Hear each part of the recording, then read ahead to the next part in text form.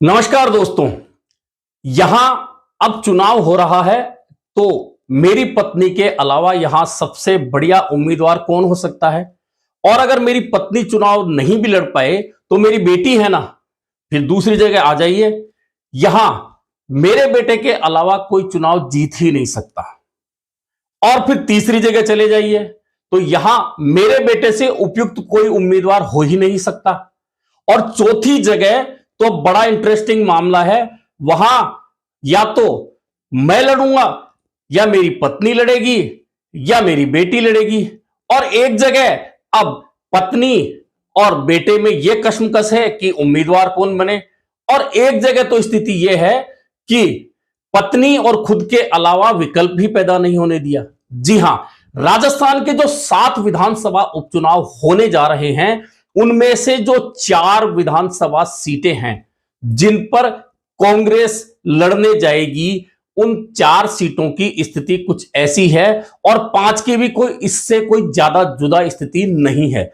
यानी कि कुल मिलाकर जो 7 सीटों पर विधानसभा के उपचुनाव होने हैं उनमें दौसा, देवली, उनियारा, सलूंबर, खींवसर, चौरासी, झुंझुनू और रामगढ़ अलवर, यह सब 7 विधानसभा सीटों पर चुनाव होने जा रहे हैं। उनमें से 2 तो हटा दीजिए कांग्रेस की ओर से, क्योंकि चौरासी और खींवसर 2 पर, क्योंकि चौरासी पर बीटीपी और खींवसर में हनुमान बेनीवाल की आरएलपी काबिज है और वे ही चुनाव लड़ेंगे। ऐसे में गठबंधन हो तो भी कांग्रेस के हिस्से में कुछ ज्यादा वहां आने वाला नहीं है। लेकिन अब बाकी बची जो 5 सीटें हैं उन 5 सीटों का गणित सिर्फ परिवारवाद में सिमट कर रह गया है। हालांकि दावेदार बहुत हैं, लेकिन स्थानीय नेता जो वहां से विधायक बने, जो वहां से सांसद बन चुके हैं, वे चाहते ही नहीं कि उनके परिवार के बाहर कांग्रेस सोचे या देखे। और यही कारण है कि अब कांग्रेस इनके परिवार को टिकट देती है तो अंदर खाने बवाल मचना तय मान लीजिए, क्योंकि अब तक यह जो नेता थे उन्होंने यही कहा था कि उनके परिवार का तो कोई सदस्य लड़ेगा नहीं, स्थानीय किसी को भी टिकट दे दीजिए। लेकिन जैसे ही अब टिकट का मामला आ रहा है और 25 को नामांकन का आखिरी दिन है, उससे पहले जब टिकटों की लड़ाई हुई है तो टिकटों की लड़ाई सिमटकर सिर्फ परिवारवाद पर आ गई है। अब सिलसिलेवार एक एक सीट पर बात करें तो सबसे पहले झुंझुनू की बात करें। झुंझुनू में पहले शीशराम ओला थे, फिर ब्रिजेंद्र ओला लगातार 4 बार विधायक बने, अब वे सांसद बन गए हैं। तो अब उनके बेटे अमित ओला लगभग कांग्रेस के उम्मीदवार के रूप में तय मान लिए जाएं, क्योंकि कांग्रेस में लगभग यह डिस्कस हो चुका है।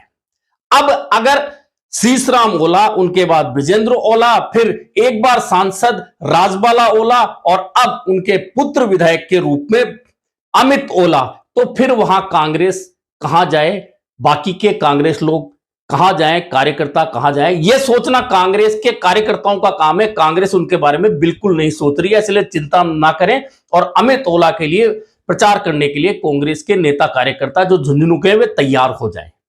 अब आ जाइए आप रामगढ़ अलवर। जुबेर खान दिवंगत हो चुके हैं, अब उनकी जगह उनके बेटे और उनकी पत्नी 2 दावेदार हैं। अब कहा यह जा रहा है कि पत्नी जो पूर्व विधायक है साफिया जुबेर, वे चाहती हैं कि मैं खुद चुनाव लड़ूं। हालांकि लोगों का कहना है कि बेटे को पिता की जगह मौका दे दिया जाए तो ज्यादा अच्छा है। अब मां और बेटे में ही कशमकश है कि आखिरकार कांग्रेस का उम्मीदवार बने तो बने कौन। यानी कि यह दूसरी सीट है जिस पर मामला सिर्फ परिवारवाद में सिमट कर रह गया है। अब वहां से आ जाइए दौसा। दौसा से मुरारी लाल मीणा विधायक थे, अब वे सांसद बन गए हैं। दौसा के सांसद बन गए तो अब सीट पर उपचुनाव होना है। अब इस सीट पर उपचुनाव हो तो लगातार मुरारी लाल मीणा ये कहते रहे हैं कि उनके परिवार से कोई उम्मीदवार नहीं होगा, लेकिन अब कहानी सिमटकर वहीं आ गई है। पहले मुरारी लाल बांदीकुई से एमएलए बनते हैं, फिर दौसा आ जाते हैं बसपा से, कांग्रेस से वही लड़ते रहते हैं और वही जीतते रहते हैं। जब सांसद बनने की बारी आती है तो पिछले चुनाव में उनकी पत्नी सविता को टिकट दे दिया जाता है, इस बार खुद मुरारी लाल मीणा सांसद बन जाते हैं। अब फिर विधानसभा सीट खाली होती है तो चर्चा होती है कि किसी स्थानीय को टिकट दिया जाए, मेरे परिवार से कोई नहीं लड़ेगा। लेकिन अंत में बात वहीं आती है कि या तो मुरारी लाल मीणा की पत्नी सविता उम्मीदवार बनेंगी या फिर उनकी बेटी निहारिका पर चर्चा होगी। यानी कि वहां अन्य विकल्प पर कोई विचार हो ही नहीं रहा। एक अन्य दावेदार जो थे उन्होंने नाम नहीं बताने की शर्त पर बताया कि हम तो कांग्रेस को यह सलाह देना चाहते हैं कि यदि इस बार भी इसी परिवार से टिकट दे दिया जा रहा है तो हम तो ये कांग्रेस को लिखित में सलाह दे देंगे कि यहां की कांग्रेस का नाम ही मुरारीलाल मीणा जिला कांग्रेस कर दिया जाए, क्योंकि बाकी लोगों की जब जरूरत ही नहीं है कांग्रेस को तो फिर यही नाम ठीक है। हम तो सिर्फ काम करने के लिए बने हैं, कांग्रेस का जो करते रहेंगे। यह बड़ा इंटरेस्टिंग है। अब अगर इस परिवार से बाहर भी टिकट जाता है तो बांदीकुई से चुनाव हार चुके पूर्व विधायक गजराज खटाना का नाम सामने आ रहा है। अब गजराज खटाना को टिकट मिलता है तो क्या स्थानीय लोग स्वीकार कर लेंगे कि बांदीकुई से कोई आके वहां चुनाव लड़ रहे? और अगर मीणा की जगह अगर गुर्जर को टिकट दिया जाता है और भाजपा ब्राह्मण का जिस तरह से कह रही है कि वह सामान्य सीट पर सामान्य कोई टिकट देगी, तो क्या मीणा कोई निर्दलीय या अन्य पार्टी से आकर चुनाव को समीकरण बिगाड़ सकता है, त्रिकोणीय कर सकता है? ये अलग चर्चा चल पड़ी है दौसा में, यानी कि दौसा जो तीसरी सीट मैंने नाम लिया वहां भी परिवारवाद की बात है। अब आ जाइए देवली उनियारा। देवली उनियारा में लगातार 2 बार हरीश मीणा विधायक बने। पहले वे दौसा से सांसद थे भाजपा के, बाद में कांग्रेस में आए और 2 बार विधायक बने और अब सांसद बनकर टोंक से वे लोकसभा में जा चुके हैं। शुरू से कहा जा रहा था कि यहां किसी स्थानीय उम्मीदवार को मौका दिया जाए, किसी स्थानीय कांग्रेस जन को मौका दिया जाए, लेकिन अब जब स्थानीय नेताओं के बीच में कशमकश लगातार चलती आ रही है, टिकट अब फाइनल होना है, तो अचानक हनुमंत मीणा का नाम आ गया। अब आप कहेंगे हनुमंत मीणा कांग्रेस का कौन सा नेता है? हनुमंत मीणा को कांग्रेस नेता होने की कतई जरूरत नहीं है, क्योंकि वे हरीश मीणा के पुत्र हैं। अब जब सांसद के पुत्र हैं, पूर्व विधायक के पुत्र हैं, तो फिर उन्हें कांग्रेसी होने की कोई प्रमाण पत्र की आवश्यकता है भी नहीं और उनके नाम पर बड़ी आसानी से मोहर लग जाएगी। इसलिए लग जाएगी कि कहा जा रहा है कि सांसद महोदय नहीं चाहते कि उनके परिवार के बाहर से टिकट जाए और घर की घर में बात रह जाए। ऐसे में देवली उनियारा में अब अन्य दावेदारों की बात करें तो बहुत सारे दावेदार हो सकते हैं और कोटा से जो सांसद का चुनाव लड़े प्रहलाद गुंजल, वे तो खुलकर कह चुके हैं कि देवली उनियारा से मैं नहीं टिकट मांग रहा, मैं चुनाव नहीं लड़ना चाहता, मैं पार्टी को कह चुका हूं और यहां से अगर युवा नेता नरेश मीणा को मौका दे दिया जाए तो फिर मैं तन मन धन पूरी जी जान से देवली उनियारा में नरेश मीणा को जीत दिलाकर विधानसभा तक लाऊंगा। ये प्रहलाद गुंजल खुलकर कह चुके हैं, लेकिन पार्टी में चर्चा यही है कि हरीश मीणा किसी भी कीमत पर और किसी को नहीं चाहते और वहां से सिर्फ और सिर्फ हनुमंत मीणा जो हरीश मीणा के बेटे हैं उनका नाम निश्चित तौर पर कहीं ना कहीं फाइनल स्टेज पर पहुंचा दिया गया है। अब तो ये जो 4 सीटें हुई है ना, 3 सीटों में एक नेता, जो बड़े नेता कांग्रेस के राष्ट्रीय महासचिव है सचिन पायलट, कहा जा रहा है कि उनका दखल है। वे बड़े भाषण भी देते हैं हमेशा कि मैं युवाओं को आगे लाने के लिए कोई कोर कसर नहीं छोड़ूंगा और युवा आगे भी आएंगे। कैसे आएंगे कि अगर शीशराम ओला के पुत्र ब्रजेंद्र ओला सचिन पायलट के साथ होते हैं तो नया नाम हो गया, और अब ब्रजेंद्र ओला के पुत्र अमित ओला को टिकट झुंझुनू से मिलता है तो युवा हो गए ना। अब जरूरी थोड़ी ना है कि ओला परिवार के बाहर के युवा माने जाएं, अमित ओला भी युवा है। अब रामगढ़ से उनका ज्यादा लेना देना नहीं है, लेकिन दौसा है। अब दौसा में अगर मुरारीलाल मीणा के परिवार को टिकट मिलता है, चाहे वे सविता मीणा हो चाहे निहारिका, तो नया नाम हो गया ना। नया नाम बाहर से आए जरूरी थोड़ी ना। और गजराज खटाना को भी अगर लड़ाया जाता है दौसा से तो फिर वह भी तो परिवार का हिस्सा है, उसी परिवार का, भले ही जाति अलग हो, वर्ग अलग हो, लेकिन परिवार, राजनीतिक परिवार तो वही है।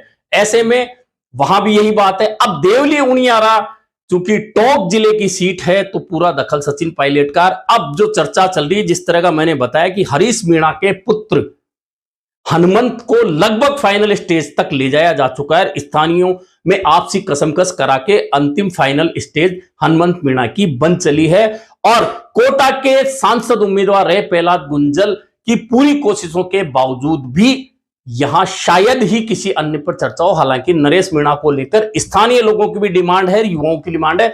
देखना है आगे अंतिम स्टेज पर लड़ाई होती कहां है। अब इसके अलावा सलूंबर सीट बचती है। अब सलूंबर में तो किस्सा कांग्रेस का और भी अजब है। यहां रघुवीर मीणा और रघुवीर मीणा के अलावा पार्टी के पास कोई विकल्प ही नहीं बचा है। क्योंकि सांसद का चुनाव लड़े तो रघुवीर मीणा लड़े, सांसद हार जाए तो विधायक का चुनाव रघुवीर मीणा लड़े, सांसद जब बन गए थे रघुवीर मीणा तो उनकी पत्नी विधायक बन जाए, और जब पत्नी हार गई तो अगली बार फिर रघुवीर मीणा चुनाव लड़े और भले ही हार जाए, लगातार हार पर हार हो जाए, लेकिन टिकट की लड़ाई सिर्फ रघुवीर मीणा तक समट कर रह गई, क्योंकि लगातार एक ही व्यक्ति को कांग्रेस चुनाव लड़ाती रही और नतीजा यह रहा कि सलूंबर में कोई नया नेतृत्व पैदा ही नहीं हो पाया।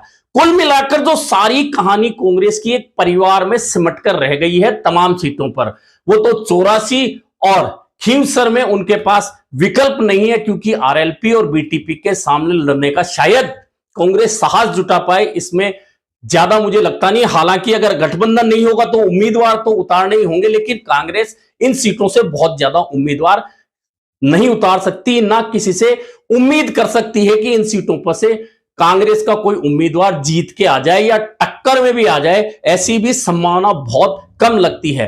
कुल मिलाकर कांग्रेस इन 7 सीटों पर, जो 5 सीटें मैंने बताई, उन पर सिर्फ परिवारवाद में सिमट कर रह गई है। इसके अलावा कांग्रेस के कोई नेता कार्यकर्ता कितने भी प्रयास करें, लगता नहीं है कि उन्हें मौका मिलने वाला है। हालांकि एक बात खुलकर नहीं लेकिन अंदर खाने यह बात पता चली है कि प्रदेश कांग्रेस के अध्यक्ष गोविंद सिंह डोटासरा ने पार्टी आला कमान को जरिए महासचिव और स्वयं यह सूचना पहुंचा दी है कि यदि परिवारवाद से अलग निकलकर नए लोगों को मौका नहीं दिया तो नया नेतृत्व हम पैदा कैसे करेंगे। यदि परिवार में से ही टिकट दिए गए तो हो सकता है स्थानीय स्तर पर पार्टी के अंदर विद्रोह की स्थिति भी बन जाए, और अगर ऐसा हुआ तो इस विद्रोह को रोकना आसान काम नहीं होगा। और चूंकि 4 सीटें इन 7 में से कांग्रेस के पास थी, अगर एक भी सीट कम होती है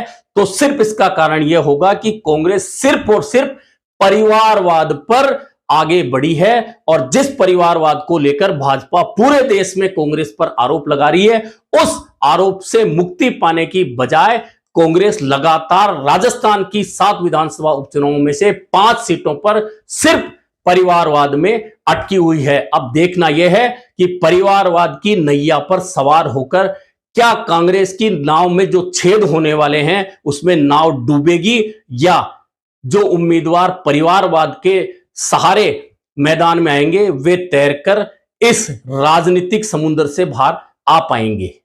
अभी के लिए इतना ही, फिर मिलेंगे नए मुद्दे पर चर्चा के साथ।